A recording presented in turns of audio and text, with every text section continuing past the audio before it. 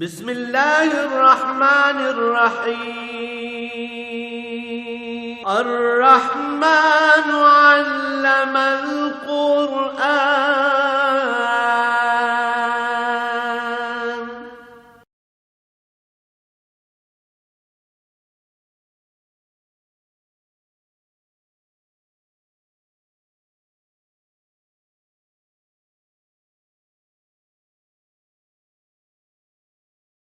الحمدللہ رب العالمین والصلاة والسلام علی حبیبہ محمد وآلہ وصحبہ اجمعین۔ اعوذ باللہ من الشیطان الرجیم، بسم اللہ الرحمن الرحیم۔ السلام علیکم، یہ السلام علیکم نہیں ہوتا، یہ السلام علیکم ہوتا ہے۔ آپ پر سلامتی ہو، یہ لفظ اسلام نہیں ہے کہ آپ پر اسلام ہو، آپ پر سلامتی ہو، السلام علیکم۔ 15 شعبان کی رات کی اسلام میں کیا حیثیت ہے؟ کیا اس رات عبادت کرنی چاہیے اور دن کو روزہ رکھنا چاہیے؟ نفلی عبادت کی حیثیت یہ ہوتی ہے کہ شرعی طریقے سے آپ جتنی عبادت کرنا چاہیں کریں، کوئی خلاف شریعت بات اس میں نہیں ہونی چاہیے۔ اس کے لیے کوئی رات مخصوص نہیں ہے، ہر رات کو کریں، ہر دن کو روزہ رکھیں، اپنی ہمت کی بات ہے۔ فرض روزے صرف رمضان شریف کے ہیں۔ عشرہ محرم کے روزے رکھے جاتے تھے عہد نبوی میں، اور آپ نے فرمایا کہ ایک سے زیادہ رکھو۔ ایک روزہ چونکہ 10ویں محرم کو یہود رکھا کرتے تھے تو فرمایا ایک سے زیادہ رکھو۔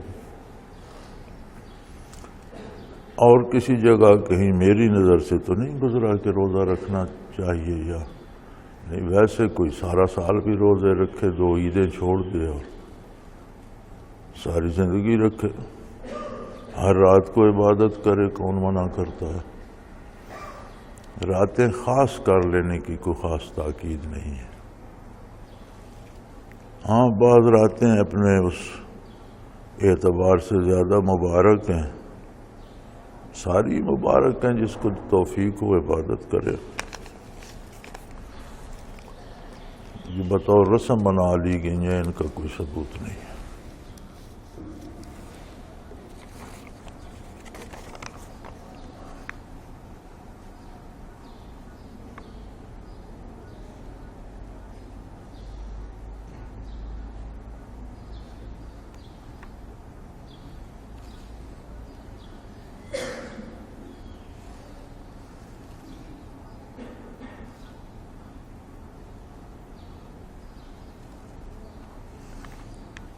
مختلف کتب حدیث میں رسول اللہ نے ارشاد فرمایا کہ اگر رسول صلی اللہ علیہ وسلم کی طرح میں کئی برس قید میں رہتا، جیسے کہ رسول صلی اللہ علیہ وسلم کئی برس قید میں رہے، تو جیسے ہی مجھے قید سے رہائی کے احکام ملتے فوراً چلا آتا، داعی کے بلانے کو قبول کر لیتا۔ سوال یہ ہے کہ رسول صلی اللہ علیہ وسلم نے فرمایا کہ میں فوراً جیل سے رہائی قبول کر لیتا اور کاسد کے ساتھ چلا آتا، رسول صلی اللہ علیہ وسلم کی طرح قید سے کو یوں نہ کہتا ارجع الی سبیل ارجع الی ربک فصلو، میں یوسف کی طرح انتظار نہ کرتا۔ آپ یہ فرمان کس لحاظ سے تھا، اس میں کیا حکمت ہے؟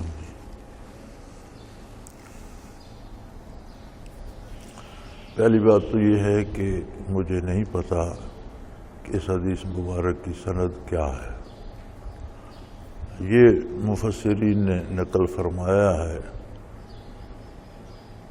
کہ نبی کریم صلی اللہ علیہ وسلم نے فرمایا کہ حضرت یوسف صلی اللہ علیہ وسلم نے قید کی دعا کیوں کی؟ عافیت کی دعا فرماتے تو بہتر ہوتا۔ لیکن یوسف علیہ السلام یہ اللہ کے نبی تھے اور ان پر بھی وحی آتی تھی، اور اللہ کو یوں ہی منظور تھا، انہوں نے بھی جو کچھ کیا بحکم الہی کیا۔ تو حضور صلی اللہ علیہ وسلم نے تو ویسے تلقین فرمائی عام آدمی کو، امت کو، کہ مصیبت سے کم تر مصیبت مانگنے کی بجائے عافیت طلب کرو، اللہ قادر ہے عافیت دے دے گا۔ یوسف علیہ السلام کا قید میں رہنا اور اپنی صفائی پیش کرنا وہ درست اقدام تھا ان کا۔ نبی کریم صلی اللہ علیہ وسلم کے اس ارشاد کو میں نے تفسیر میں نہیں دیکھا، کسی حدیث شریف کی کتاب میں ہوگا تو اس پر کیا جرا ہوئی، علماء نے اس کے بارے کیا کہا، اس کے راوی کیسے ہیں، اس کی صحت کتنی ہے،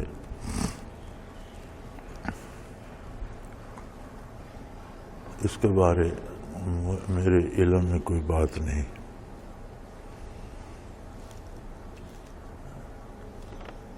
اللہ کریم بہتر جانتے ہیں کہ اس حدیث کی حیثیت کیا ہے۔ میں نے اس پر کہیں علماء کی جرح نہیں پڑھی، بلکہ میں نے پہلے یہ حدیث بھی نہیں پڑھی۔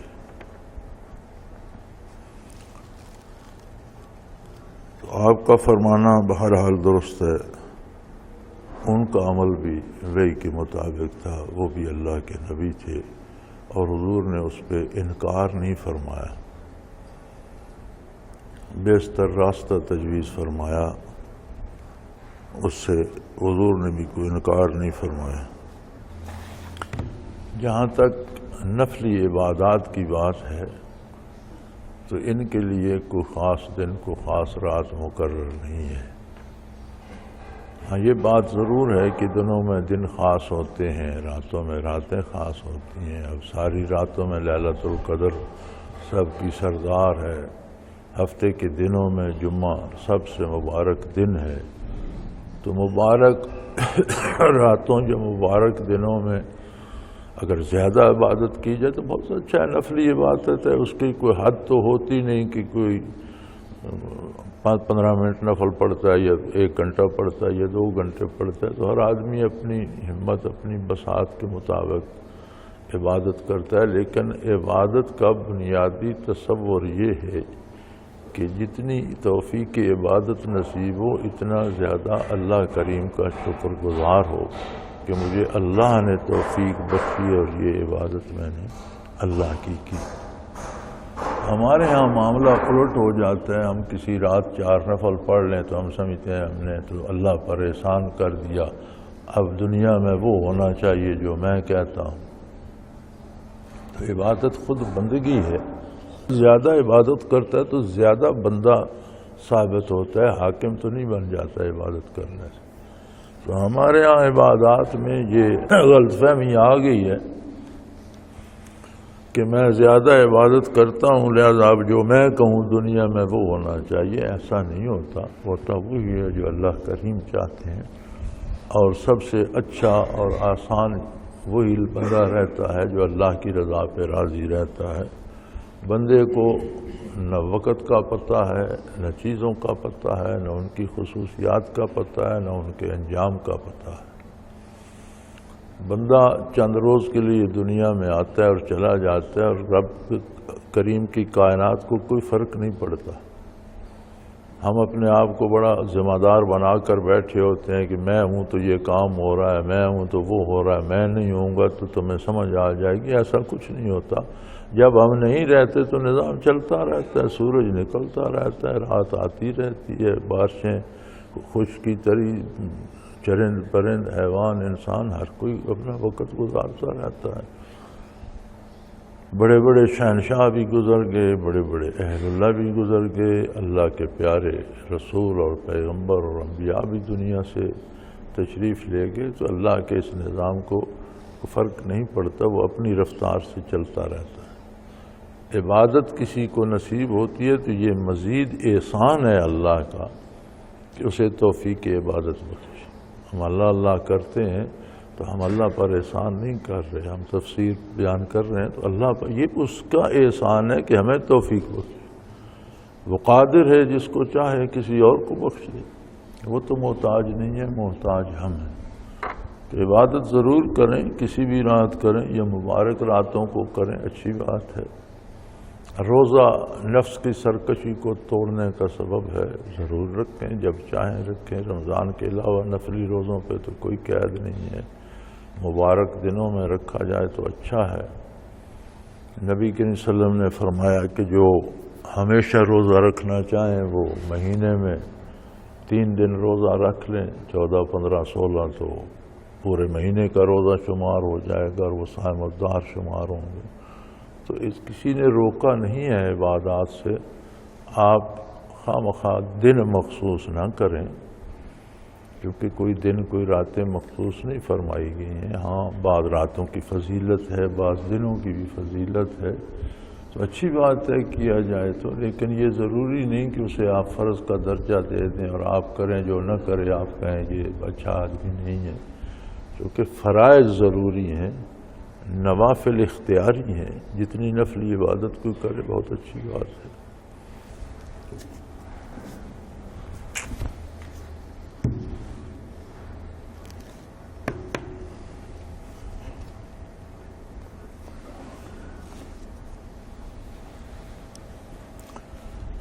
الحمدللہ رب العالمین، والصلاة والسلام علی حبیبہ محمد وآلہ وصحبہ اجمعین۔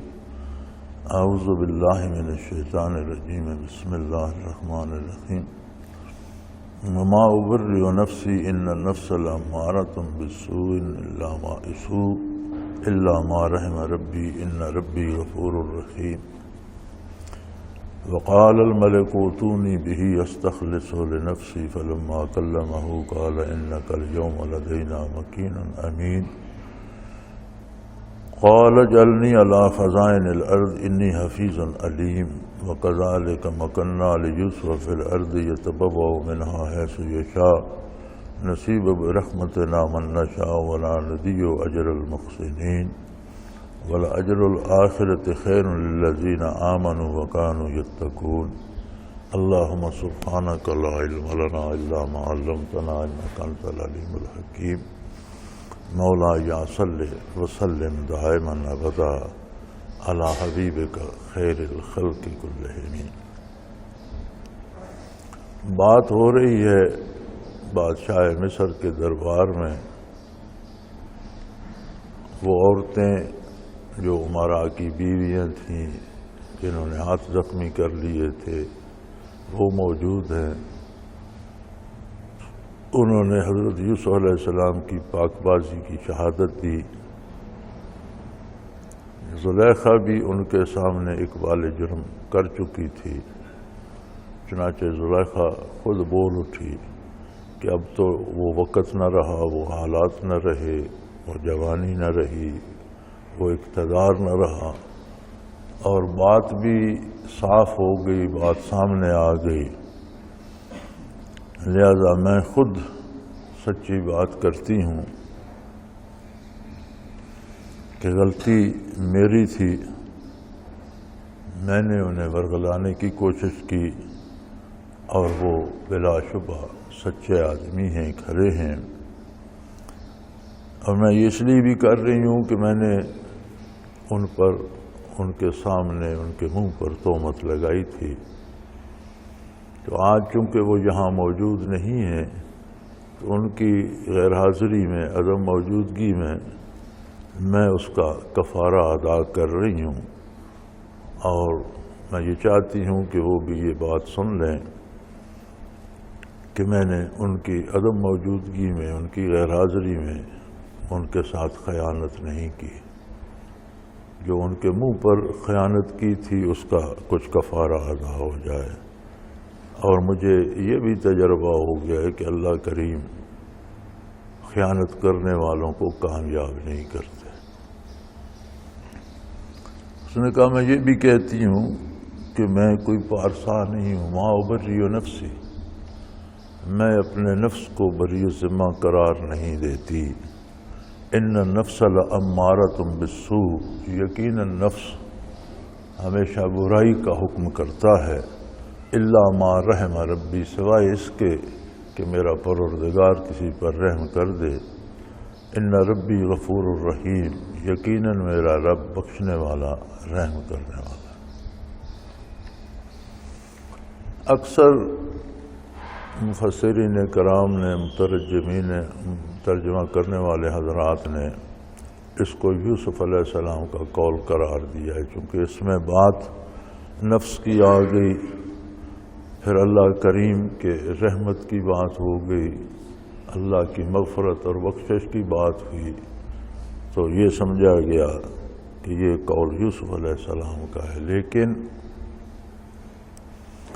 کلام چونکہ زلیخا کی چل رہی ہے، اور جب کلام کوئی سامنے بیٹھا ہوا آدمی کر رہا ہوتا ہے تو کسی دوسرے آدمی کی بات اس میں کرنا ہوتی ہے، تو اس کے لیے کوئی اشارہ کلام میں آتا ہے کہ پھر انہوں نے یہ کہا، تو اسے کہتے ہیں قرینہ صارفہ، یعنی ایسا قرینہ جو بات کو دوسرے کی طرف پھیر دے۔ یہاں قرآن کریم میں کوئی قرینہ صارفہ موجود نہیں ہے، مسلسل بات چل رہی ہے زلیخا کی۔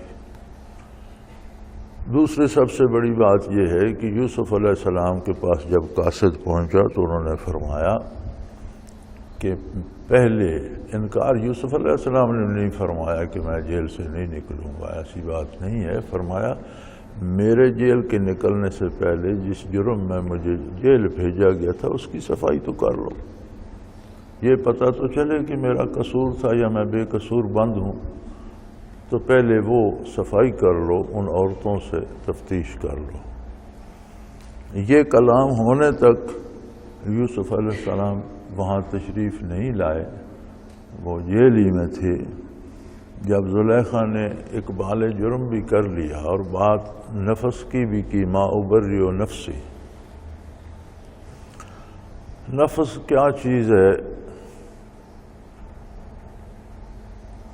مفسرین کرام نے اس پر بہت بحثیں کی ہیں، صاحب تفسیر مظہری نے، قاضی بیضاوی نے، اللہ سب پر کروڑوں رحمتیں فرمائے۔ صاحب تفسیر مظہری لکھتے ہیں کہ جب اربع عناصر ملتے ہیں، آگ، مٹی، ہوا اور پانی، تو اس سے نفس پیدا ہوتا ہے۔ نفس اور چیز ہے، روح اور چیز ہے۔ روح عالم امر کی چیز ہے، اللہ کریم جسم میں ڈالتے ہیں۔ یہ جب عناصر اربع ملتے ہیں تو ان سے نفس پیدا ہوتا ہے۔ بنیادی طور پر نفس جب تک دین سے آشنا نہیں ہوتا، ایمان نہیں لاتا، تب تک اس پر اثرات ان عناصر اربع کے ہوتے ہیں۔ کچھ عادات مٹی سے لیتا ہے جس میں رذالت، خصالت، کمینہ پن پایا جاتا ہے، کچھ آگ سے لیتا ہے جس میں تکبر اور نخوت اور غرور پایا جاتا ہے، کچھ اثرات ہوا سے لیتا ہے، کچھ پانی سے لیتا ہے۔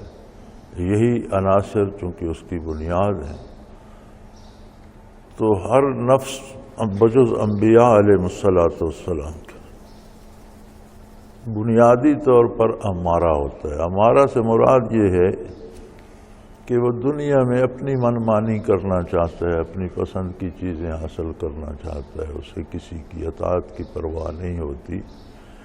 لیکن جسے نور ایمان نصیب ہوتا ہے، جب بندے کو نور ایمان نصیب ہوتا ہے اور وہ کلمہ پڑھ لیتا ہے، تو پھر وہ اثرات جو عناصر اربع کے ہیں ان میں وہ قوت نہیں رہتی، اور نفس ان کے اثرات سے آزاد ہو کر نفس لوامہ بن جاتا ہے۔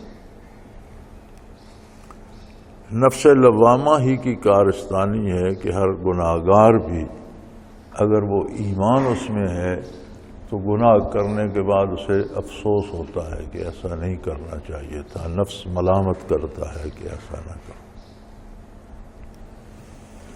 اور اگر وہ اللہ کی عبادت کرتا ہے، اطاعت کرتا ہے اپنے نبی کی، اور حلال کھاتا ہے، سچ بولتا ہے، عبادات، فرائض، سنت، واجبات ادا کرتا ہے، تو ترقی کرتے ہوئے وہی نفس مطمئنہ بن جاتا ہے۔ تو یہ تین حالتیں ہیں نفس کی۔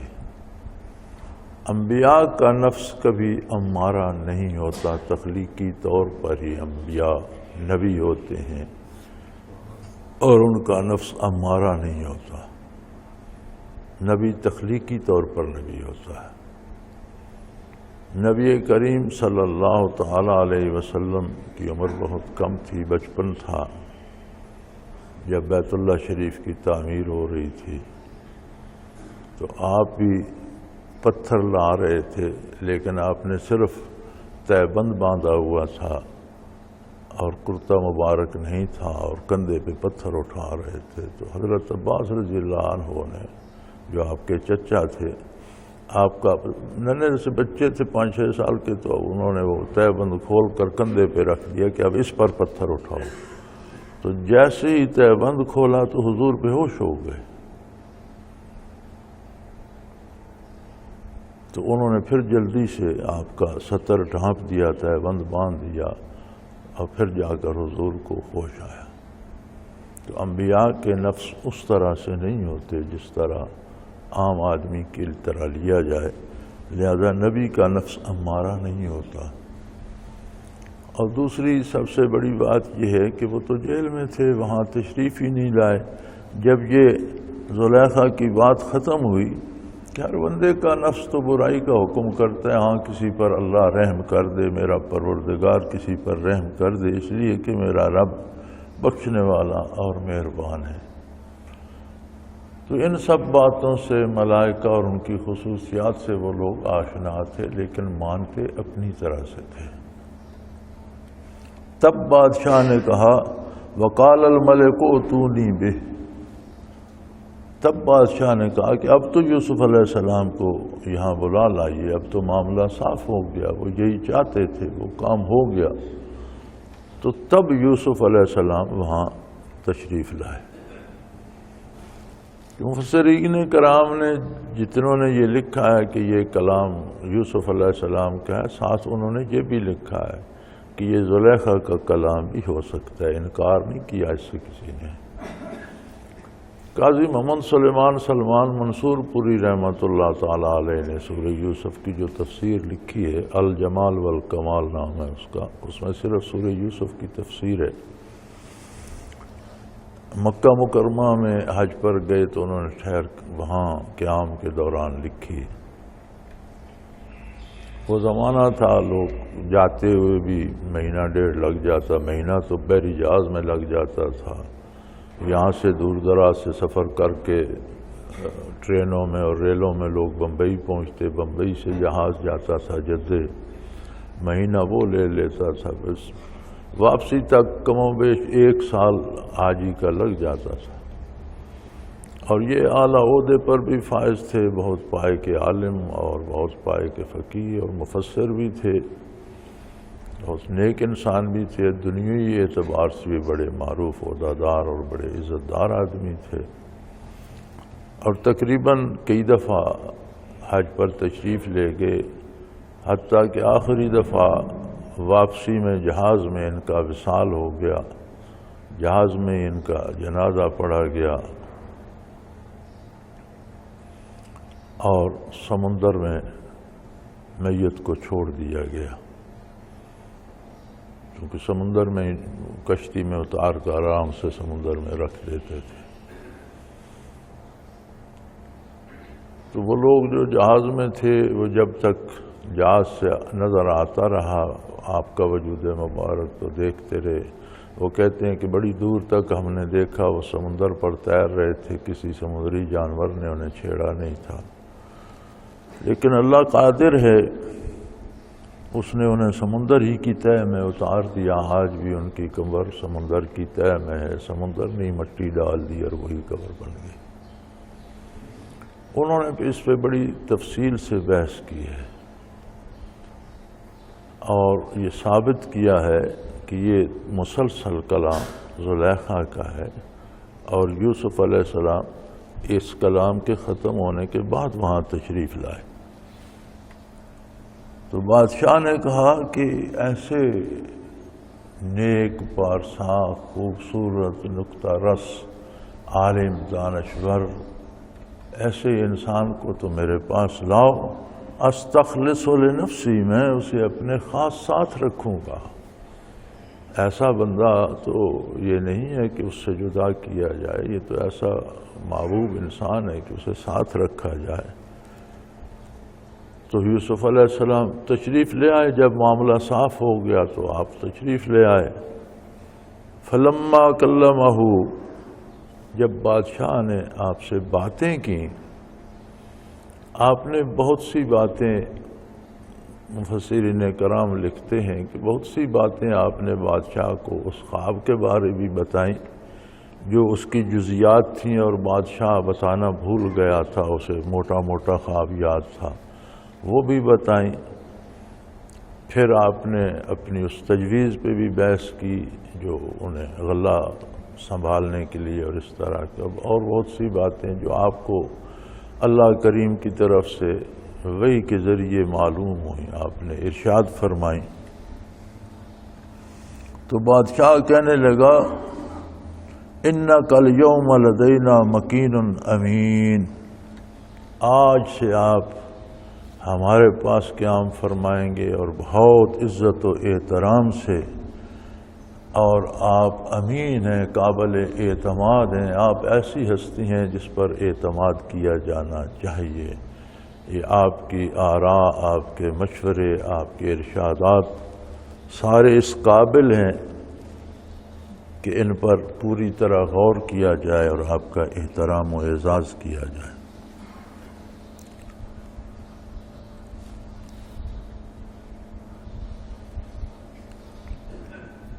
قال اجعلنی علی خزائن الارض انی حفیظ علیم، یوسف علیہ السلام نے فرمایا کہ آپ ایسا کریں کہ حکومت کی جو وزارت خزانہ ہے مجھے اس پر مامور کر دیں، میں اس کی حفاظت بھی کروں گا اور اس کے ذرائع آمد و خرچ اور اس کے طریقہ کار سے میں اچھی طرح واقف بھی ہوں۔ نبی کریم صلی اللہ علیہ وسلم کا ارشاد ہے کہ جو بندہ عہدہ طلب کرے اسے عہدہ نہ دیا جائے،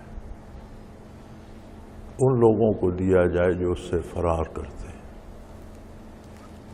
لیکن اس میں بھی یہ حکمت پوشیدہ ہے کہ ہر کس و ناقص کو نہیں، ان میں سے اس کو جو جانتا ہے لیکن اسے عہدے کا لالچ نہیں ہے۔ یا مفسرین کرام فرماتے ہیں کہ اگر قوم مصیبت میں مبتلا ہو جیسے آج کل ہے، اور کسی بندے کے پاس اس مصیبت کا حل ہو اور وہ عہدہ طلب کرے کہ یہ عہدہ مجھے دے دو، میں اس مصیبت سے نکال دوں گا، تو یہ درست ہے اور یہ کرنا چاہیے۔ کہ یوسف علیہ السلام نے فرمایا کہ جو قید سالی آ رہی ہے اور جو مصیبت پڑنے والی ہے، اللہ نے مجھے اس کے بارے آگاہ کر دیا ہے اور میں اس سے نبٹ سکتا ہوں، تو آپ مجھے اس پہ مقرر کر دیں۔ لیکن بادشاہ اتنا فریفتہ ہوا کہ 1 سال تک، مفسرین کرام لکھتے ہیں کہ 1 سال تک وہ صرف حضور کی حضرت کی عقیدت میں اور اپنی تعلیم میں لگا رہا اور دعوت کرتا رہا، مہمان ہی رکھا۔ بادشاہ خود مسلمان ہو گیا، یوسف علیہ السلام کی بیعت کر لی، سارے امور سلطنت آپ کے سپرد کر دیے، تخت و تاج آپ کے قدموں میں نچھاور کر دیا، اور اس سال کے بعد اس کا وصال ہو گیا، اور اس کے بعد پوری حکومت یوسف علیہ السلام کے ہاتھ میں آ گئی۔ آپ خود مختار بادشاہ بن گئے مصر کے۔ اللہ کریم فرماتے ہیں وَكَذَلِكَ مَكَنَّا لِيُوسُفَ فِي الْأَرْضِ، اس طرح زمین پر یعنی ملک مصر میں ہم نے یوسف علیہ السلام کو مکمل با اختیار کر دیا۔ یتبوأ منہا حیث یشاء، اس پورے ملک پر ان کا اختیار ایسا تھا کہ جہاں چاہیں رہیں، جہاں چاہیں آئیں، جہاں چاہیں جائیں، اس کے حکمران بن گئے۔ اور یہ سب ہماری رحمت سے ہوا، یہ سب ہماری عطا تھی، بخشش تھی۔ والد گرامی سے جدائی ہوئی تو ان پر غموں کا پہاڑ ٹوٹ پڑا، بھائیوں نے کنویں میں ڈال دیا تو ان پر بے پناہ مصیبت آئی، کنویں سے نکلے تو قافلے والے غلام بنا کر لے گئے، بھائیوں نے بیچ دیا، قافلے والوں نے بیچا تو پھر عزیز مصر کے گھر میں آ گئے، اس نے پرورش بڑے احترام سے کی، بڑے پیار سے پالا، لیکن تھے تو زر خرید غلام۔ جب جوان ہوئے تو اس کی بیوی نے تہمت لگائی، اللہ کریم نے چھوٹے بچے کو گویائی دے کر وہ سارا معاملہ صاف کر دیا. اس کے باوجود لوگوں کے طنز سے بچنے کے لیے انہوں نے جیل میں بھیج دیا. پھر برسوں جیل میں رہے. جب جیل سے نکلنے کا وقت آیا تو اللہ کریم نے ایسا انتظام فرمایا کہ وہ سارے الزام بھی صاف ہو گئے. معاملہ بالکل صاف ہو گیا. بادشاہ کے دل میں احترام ڈال دیا. بادشاہ کو بھی نور ایمان نصیب ہو گیا. ساری حکومت ان کے قبضۂ قدرت میں آ گئی اور یوسف علیہ السلام مصر کے خود مختار بادشاہ بن گئے. تو فرمایا یہ ہماری کام اور ہماری حکمت ہم ہی جانتے ہیں، ہم کس کام کو کس انداز سے کہاں پہنچاتے ہیں، لیکن یہ طے ہے وَلَا نُضِيعُ أَجْرَ الْمُحْسِنِينَ کہ ہم خلوص دل سے نیکی کرنے والوں کا کوئی اجر ضائع نہیں کرتے. یعنی نیکی کبھی ضائع نہیں ہوتی، بالآخر اپنا نتیجہ لے آتی ہے. اس میں کتنے زیر و بم آئیں، کتنے نشیب و فراز آئیں، لیکن کامیابی آخر نیکی اور خلوصی کو نصیب ہوتی ہے. وَلَأَجْرُ الْآخِرَةِ خَيْرٌ لِلَّذِينَ آمَنُوا وَكَانُوا يَتَّقُونَ. اور یہ تو دنیا کی باتیں ہیں. دنیا میں بھی کامیابی خلوص اور خلوص سے دین پر عمل کرنے سے. نیکی کیا ہے؟ سادہ سا مفہوم ہے نیکی کا کہ حضور صلی اللہ علیہ وسلم کا اتباع کیا جائے. جس معاملے میں بھی اتباع ہوگا وہ نیکی ہوگا، اور وہ نیکی کبھی ضائع نہیں ہوتی. دنیا میں بھی اس کا بدلہ ملتا ہے. انسان کا مزاج یہ ہے کہ اس کے تھوڑی سی بھی مصیبت یا خلاف پسند بات ہے تو اسے بڑا گنتا ہے، ساری عمر گنتا رہتا ہے کہ میرے پاؤں میں چھالا پڑا تھا، میری انگلی میں کانٹا لگا.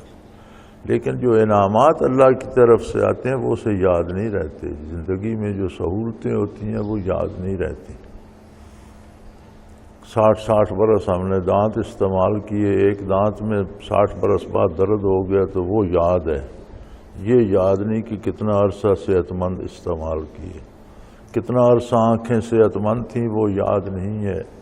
ایک آنکھ کی بینائی کم ہوئی تو وہ یاد ہے کہ یار میری تو بینائی کم ہو گئی، لیکن وہ کتنا عرصہ ہم نے اس سے فائدہ اٹھایا وہ یاد نہیں رکھتا انسان. اللہ کریم فرماتے ہیں ہر نیکی اپنا بدلہ دنیا میں بھی دیتی ہے، اور جسے ہم چاہتے ہیں اسے اس کی منزل تک پہنچانے میں کوئی دشواری نہیں ہوتی.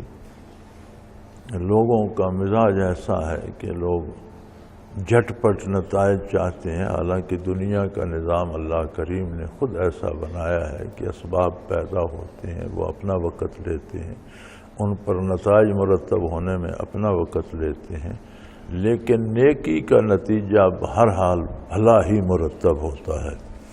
اور یہ تو دنیا کا نظام ہے جو وقتی، عارضی اور لمحاتی ہے. حقیقی پتہ تو آخرت میں چلے گا کہ کیا نتیجہ مرتب ہوتا ہے. اور آخرت کا نتیجہ جو ہے یقیناً وہ ایمان والوں کے لیے جو اللہ سے دنیا میں ڈرتے تھے، جو اللہ کی اور اللہ کے رسول کی اطاعت کرتے تھے اور اللہ کی نافرمانی سے بچتے تھے، اللہ سے ڈرتے ہوئے، عظمت الہی کا خیال کرتے ہوئے. اصل پتہ تو وہاں لگے گا. انسان کا ادراک وہاں وسیع ہوگا، اس کی نظر وہاں وسیع ہو جائے گی، اور پتہ چلے گا کہ برائی کی سزا کیا مل رہی ہے اور نیکی کا اجر کتنا عظیم اور کتنا مبارک ہے.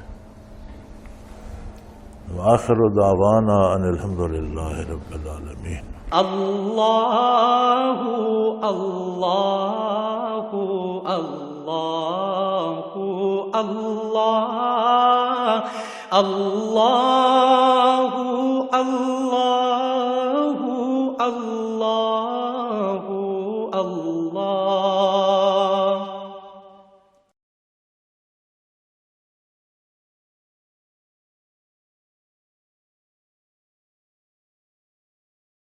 سال سے قرآن و حدیث کے اوپر خطابات کر رہے ہیں اور سلسلہ نقشبندیہ اویسیہ کے مطابق لوگوں کو ذکر الہی کی تربیت دے رہے ہیں۔ وہ قرآن پاک کی تفسیر ترتیب وار بیان کر رہے ہیں۔ تفسیر قرآن کو وہ موجودہ ملکی اور بین الاقوامی حالات کے مطابق بیان کرتے ہیں۔ موٹر وے سے کلر کہار کے انٹرچینج سے نکلتے ہوئے، کلر کہار کی جھیل سے ہوتے ہوئے، میانی، بوچھال اور نور پور سے گزرتے ہوئے دارالعرفان منارہ پہنچ سکتے ہیں۔ حضرت امیر محمد اکرم آوان نے بچیوں اور بچوں کی دینی اور دنیاوی تعلیم کے لیے سقارہ اکیڈمی کے نام سے ایک درسگاہ بھی قائم کی ہے، جس کا افتتاح ملک پاکستان کے صدر جنرل محمد ضیاء الحق نے اپنے دست مبارک سے کیا تھا۔ وہ تمام احباب جو اسلام کی طلب رکھتے ہیں ان سے گزارش ہے کہ دارالعرفان منارہ ضلع چکوال میں امیر محمد اکرم آوان صاحب کے خطابات سے مستفید ہوں۔ وہ ہر جمعے کو نماز سے پہلے بیان فرماتے ہیں۔ ہر ماہ کی پہلی اتوار کو ماہانہ اجتماع ہوتا ہے جس میں آپ خصوصی خطاب فرماتے ہیں اور پاکستان کے چاروں صوبوں سے احباب اس اجتماع میں شرکت کرتے ہیں۔ اس کے علاوہ یہاں سال میں 2 مرکزی اجتماعات بھی ہوتے ہیں، ایک رمضان المبارک میں اعتکاف کا اجتماع اور دوسرا جولائی اور اگست میں 40 دن کا اجتماع ہوتا ہے جس میں روحانی تربیت کی جاتی ہے۔ اپنا خون سیماب دے کر اتنا ہم کر جائیں گے، نام آقا کا چمن میں پھر رقم کر جائیں گے۔